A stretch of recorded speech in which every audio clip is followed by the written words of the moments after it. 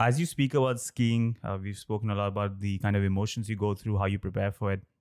Do you feel that skiing represents something much bigger for you than just a few jumps, a few tricks, a few runs? And I say this partly because what you've achieved in the sport is monumental. You're one of the youngest to do this. You're the first woman in history to land a Cork 1080 as well. Clearly, there's a desire within you to push the sport even further, leave it in a much better place than you found it, leave some form of legacy behind.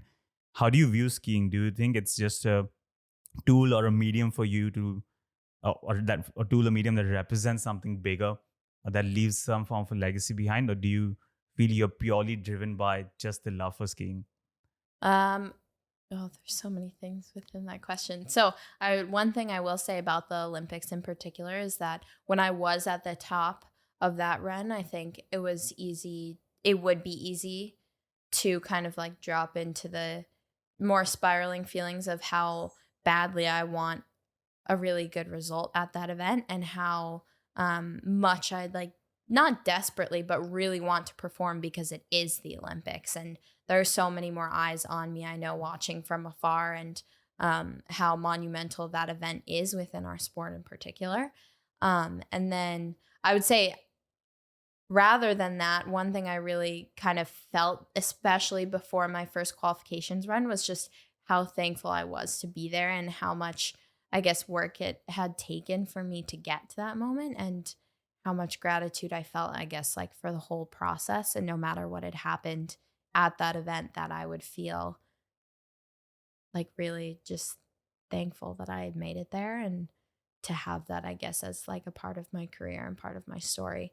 And then in terms of the legacy question you asked, I would say it's a little bit of both. Like, I absolutely adore skiing and I love mogul skiing in particular because of the three different aspects to it. Like, I have to be well rounded in all three aspects of the sport. So in terms of ski technique, jump technique, and then speed, all three of those have to be at the top of my game. I can't be good at just one, which I think is always like a challenging aspect of the sport, but something I love about it just because there's always this constant desire for improvement, that I think also kind of fits my character and like personality a little bit too.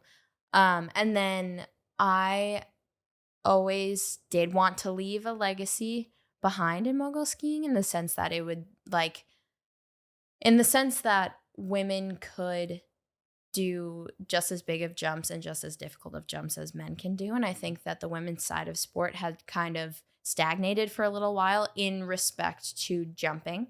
I think turns progressed substantially, but just in respect to jumping, there was kind of this stereotype. Oops. Don't destroy my set.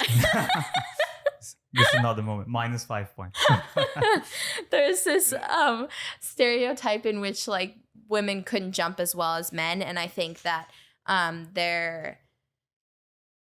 over the years when I would be jumping well, let's say during training with my teammates, there were like, I have been told by guys on the team that I'm jumping as well as a guy, which I take to be a compliment, or that I'm crazy, or that I don't know, that it's kind of absurd that I'm jumping this way. But I think there are more girls now who kind of realize that that door has opened at this point, and then also that it is like very, very possible because it's not a risk. It's not an impossible risk for women on the World Cup Tour circuit or the NORAM, the step below that circuit for girls to take, I would say.